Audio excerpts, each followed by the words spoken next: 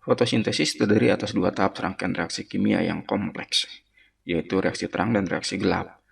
Reaksi terang atau light dependent reaction yaitu reaksi fotosintesis yang tergantung terhadap adanya cahaya. Sedangkan reaksi gelap atau light independent reaction adalah reaksi fotosintesis yang tidak tergantung terhadap adanya cahaya. Kalau reaksi terang terjadi ketika ada cahaya, misalnya siang hari, maka reaksi gelap bukan berarti hanya bisa terjadi pada waktu gelap atau identik dengan malam hari. Reaksi gelap bisa saja terjadi pada malam hari maupun pada siang hari. Pada video kali ini, kita akan membahas reaksi terang yang merupakan tahap pertama dari proses fotosintesis. Pada bagian ini akan diuraikan apa itu fotosintesis, apa tujuannya, organisme apa yang melakukan fotosintesis, bagian tumbuhan tempat fotosintesis berlangsung, dan mekanisme dari fotosintesis. Dalam hal ini kita tentunya mekanisme dari reaksi terang. Ini merupakan skema sederhana fotosintesis di mana tumbuhan sebagai autotrop menggunakan energi matahari untuk mengubah karbon dioksida dan air menjadi gula dan oksigen. Matahari sebagai sumber energi dari proses fotosintesis, tapi bukan berarti matahari adalah satu-satunya sumber energi di bumi ini. Matahari bukan hanya sebagai sumber energi bagi tumbuhan saja, tetapi juga merupakan sumber utama energi bagi kehidupan di muka bumi ini, termasuk pemanfaatannya dalam berbagai sektor kehidupan manusia. Kalau kita memperhatikan tanaman dalam pot yang sudah lama kita tanam, maka kita akan menyadari bahwa tanaman yang tumbuh besar dan tinggi, tetapi tanah sebagai media tanamnya tidak berkurang sama sekali, hampir tidak berkurang sama sekali. Hal ini karena hanya sekitar 6% saja dari jaringan tumbuhan tersebut berasal dari nutrisi yang ada dari tanah atau diambil dari tanah bersama air. Sedangkan sebagian besarnya yaitu 94% merupakan hasil dari fotosintesis. Tumbuhan mensuplai energi bagi hampir seluruh organisme di bumi ini, dari berbagai tingkatan tropik secara langsung maupun tidak langsung, melalui fotosintesis. Karena proses tumbuhan dan organisme autotrop lainnya mensintesis makanan dalam bentuk karbohidrat dari bahan air dan CO2 menggunakan cahaya atau foto, dalam hal ini cahaya matahari, maka proses ini disebut fotosintesis. Cahaya merupakan pemeran penting dalam proses fotosintesis. Maka untuk memahami fotosintesis, kita mulai dengan memahami karakteristik cahaya dalam hal ini yang berkaitan dengan proses fotosintesis. Cahaya memiliki karakter sebagai gelombang elektromagnetik yang memiliki panjang gelombang tertentu. Cahaya yang terlihat oleh mata manusia disebut cahaya tampak, berwarna putih atau bening, yang merupakan gabungan banyak warna. Bila dipisahkan, maka akan menjadi 7 warna pelangi yang kita kenal sejak kita kecil, yaitu Magicu Hibinium, yang merupakan singkatan dari merah, jingga, kuning, hijau, biru, nila, dan ungu. Masing-masing warna punya panjang gelombang yang berbeda. Cahaya tampak dengan panjang gelombang terendah yaitu 400 nanometer adalah ungu atau violet. Cahaya dengan panjang gelombang lebih rendah daripada violet yaitu ultraviolet, sinar X, dan sinar gamma. Cahaya yang panjang gelombangnya lebih tinggi daripada cahaya merah disebut inframerah, gelombang mikro, dan gelombang radio. Panjang gelombang cahaya didefinisikan sebagai jarak antar puncak atau antar lembah gelombang cahaya. Semakin panjang gelombang cahaya, maka semakin kecil energinya. Kalau kita perhatikan, rentang spektrum cahaya tampak itu sempit. Itulah kemampuan mata manusia. Bagaimana dengan makhluk lain seperti kucing, anjing, kelelawar, dan sebagainya? Bisa saja berbeda tentunya. Itulah karakter cahaya yang berkaitan dengan fotosintesis. Sekarang kita masuk kepada organisme apa yang dapat melakukan fotosintesis. Semua organisme autotrop, selain tumbuhan tentunya, ada juga lumut, alga, beberapa protista, dan cyanobacteria bisa melakukan fotosintesis. Namun, hanya 10% saja dari 40 juta spesies yang dikenal di muka bumi ini yang bisa melakukan fotosintesis. Sangat sedikit ya, tapi kontribusinya bagi kita sangat besar. Lalu di mana proses fotosintesis pada tumbuhan itu terjadi? Fotosintesis terjadi pada organel yang disebut kloroplas yang umumnya terdapat dalam daun. Artinya, fotosintesis bisa saja terjadi pada bagian lain dari tumbuhan asalkan memiliki kloroplas bagian tumbuhan tersebut. Pada tumbuhan, kloroplas terutama terdapat pada daun. Namun, tidak semua tumbuhan memiliki daun tentunya. Daun dapat dianggap sebagai kolektor energi cahaya matahari untuk mengubah bahan-bahan mentah fotosintesis berupa air dan karbon dioksida menjadi gula dan oksigen. Pada daun, kloroplast terdapat pada jaringan mesofil yang terdiri atas jaringan bunga karang dan jaringan palisade. Di dalam sel fotosintetik bisa terdapat ribuan kloroplast. Di dalam kloroplast terdapat pigmen-pigmen fotosintesis yang bersama dengan kompleks protein dalam tilakoid terorganisir membentuk sistem yang dinamakan fotosistem. Ini adalah ultrastruktur kloroplast yang memperlihatkan bagian-bagiannya. Kloroplast merupakan organel khas bagi tumbuhan, memiliki dua lapis membran. Membran dalamnya berlekuk-lekuk ke dalam membentuk struktur yang dinamakan tilakoid.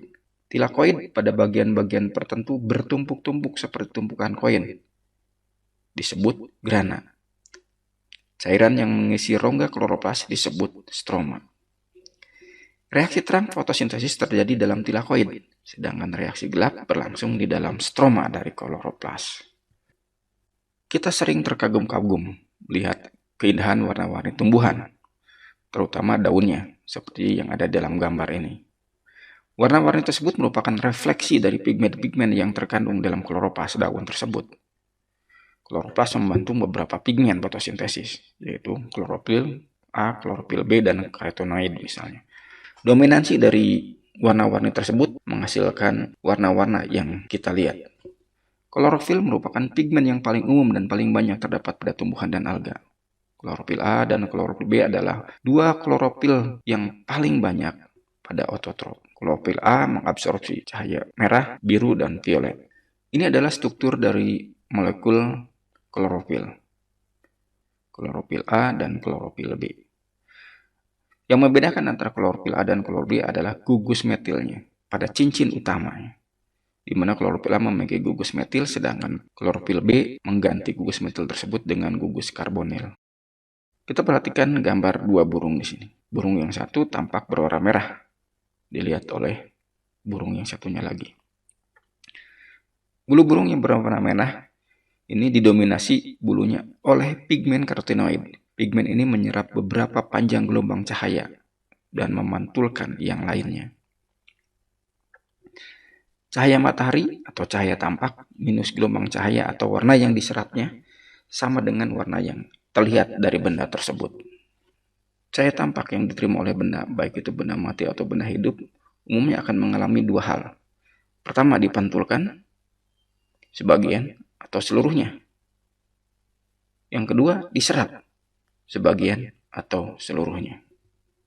Cahaya matahari yang diterima oleh daun yang mengandung kloroplast di dalamnya akan mengalami tiga hal. Satu, diserap untuk keperluan fotosintesis. Kedua, dipantulkan yang akan menimbulkan efek warna yang terlihat oleh mata kita. Dan yang ketiga, dilepaskan atau ditransmisikan sebagai panas. Lihat gambar ini, mengapa tumbuhan berwarna hijau? Karena tumbuhan memiliki pigmen yang didominasi oleh klorofil. Klorofil tidak menyerap cahaya hijau dari cahaya tampak, sehingga warna hijau tersebut dipantulkan oleh klorofil dan sampailah ke mata kita. Coba perhatikan grafik absorpsi cahaya oleh pigmen-pigmen fotosintetik berikut ini. Di sini ada klorofil A, klorofil B, karoten, pikoeritrin, dan pikosianin. Nampak bahwa klorofil A dan klorofil B yang dominan pada tumbuhan tidak menyerap warna hijau. Sekarang kita sampai pada mekanisme fotosintesis. Fotosintesis adalah proses di mana organisme autotrof menggunakan energi cahaya untuk membentuk glukosa dan oksigen dari karbohidrat dan air. Dari mana karbon dioksida itu diambil? Dari atmosfer atau dari udara. Kadar karbon dioksida di udara sangat rendah dibandingkan oksigen, apalagi nitrogen. Kadar CO2 yang tinggi akan sangat berbahaya bagi organisme heterotrof, termasuk manusia. Kita berterima kasih pada tumbuhan karena kemampuan fotosintesisnya berandil besar dalam menjaga tetap rendahnya kadar karbon dioksida di atmosfer. Air yang diserap oleh tumbuhan berasal dari tanah.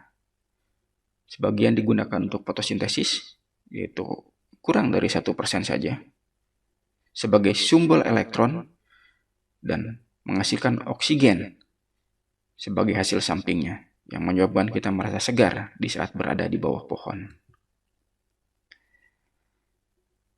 Kita kembali lihat sejenak reaksi sederhana dari fotosintesis. Itu yang sudah lama kita kenal, 6CO2 ditambah 6H2O akan menghasilkan C6H12O6 dan 6O2 atau oksigen. Reaksi ini tentunya sudah lama sekali kita mengetahuinya, yang sebenarnya merupakan penyederhanaan dari gabungan antara reaksi terang dan reaksi gelap. H2O dan CO2 sebenarnya berada pada rangkaian reaksi yang berbeda, yaitu reaksi terang dan reaksi gelap. Karena kita sudah tahu ringkasan sederhana reaksi tersebut, sekarang kita urai mekanismenya satu persatu. Bagaimana tahap-tahapannya reaksi tersebut terjadi. Kita mulai dengan reaksi terang. Reaksi terang mengubah energi cahaya menjadi energi kimia, menghasilkan ATP dan NADPH. Sedangkan reaksi gelap atau siklus Kelvin membuat gula dengan memfiksasi karbon dioksida. Dalam fotosintesis, klorofil adalah pigmen yang mampu menyerap energi matahari dan diberikannya kepada elektron untuk kemudian ditransfer kepada enzim-enzim akseptor untuk menjalankan mesin fotosintesis. Klorofil dan pigmen-pigmen lainnya beserta protein membentuk kompleks yang terorganisir di dalam tilakoid yang disebut fotosistem. Setiap fotosistem mengandung kompleks LHC atau Light Harvesting Complex yang merupakan kumpulan dari 300 hingga 400 klorofil dan pigmen-pigmen lainnya. Fotosistem 1 mengandung sepasang klorofil A khusus yang menyerap paling efektif pada panjang gelombang 700 nanometer. Sehingga sering bahwa fotosistem 1 disebut fotosistem 700. Fotosistem 2 mengandung sepasang klorofil A khusus yang menyerap paling efektif pada panjang gelombang 680 nanometer. Sehingga disebut juga P680. Ini adalah karikatur bagaimana energi matahari bisa mendongkrak energi pada elektron sehingga dapat diberikan kepada akseptornya yang potensial energinya jauh lebih tinggi. Gambarkan energi matahari sebagai foton tersebut, di sini sebagai palunya yang bisa mendongkrak, meloncat energi elektron tersebut sehingga jauh ke atas dari energi potensial yang biasanya. Kita lihat bahwa di sini diberikan baik pada fotosistem 1 maupun fotosistem 2. Kita lihat bagaimana mekanismenya dalam kloroplas. Yang pertama, molekul air dalam lumen tilakoid dipecah menjadi setengah oksigen atau setengah O2, H+, dan elektron. Elektron ditingkatkan energinya oleh klorofil yang menyerap energi cahaya matahari sehingga elektron tersebut tereksitasi seperti mendapat energi turbo gitu ya. Elektron kemudian diberikan kepada akseptor utama fotosistem 2 yaitu peotin. Dari peotin diberikan kepada plastokinon, kemudian mengalir ke kompleks sitokrom B6, kemudian ke plastosianin. Dari plastosianin diberikan ke kompleks fotosistem 1. Elektron yang diterima oleh kompleks fotosistem 1, energinya sudah lemah. Kemudian ditingkatkan lagi oleh klorofil pada fotosistem 1, sehingga bisa diberikan kepada ferredoksin. Oleh ferredoksin, elektron digunakan untuk mereduksi NADP menjadi NADPH. Nah, NADPH ini digunakan untuk keperluan pada reaksi gelap. Ketika elektron mengalir dari fotosistem 2 ke fotosistem 1, energinya digunakan untuk menggerakkan proton-proton dari stroma masuk ke dalam lumen tilakoid melalui sitokrom B6. Sehingga konsentrasi proton di dalam lumen tilakoid tinggi. Karena adanya gradien konsentrasi proton yang tinggi pada lumen tilakoid dengan stroma yang menjadi rendah, maka proton berdifusi ke stroma melalui enzim ATP sintase dan mengubah ADP menjadi ATP. ATP dan NADPH ini selanjutnya digunakan oleh tanaman dalam proses reaksi gelap untuk menfiksasi karbon dioksida. Gambar ini memperlihatkan lebih detail dari enzim-enzim dalam fotosistem 2 maupun fotosistem 1 yang terlibat dalam reaksi terang. Pembentukan ATP secara kemiosmosis menggunakan energi yang tersimpan dalam gradien konsentrasi proton dari lumen tilakoid ke stroma yang digerakkan oleh energi cahaya pada reaksi terang fotosintesis disebut fotofosforilasi. Ada dua mekanisme fotofosforilasi yaitu non-siklik dan siklik. Pada fotofosforilasi non-siklik, pembentukan ATP berlangsung melalui aliran elektron dari air ke fotosistem 1, kemudian ke fotosistem 2, sampai ke ferredoksin, dan terbentuklah NADPH.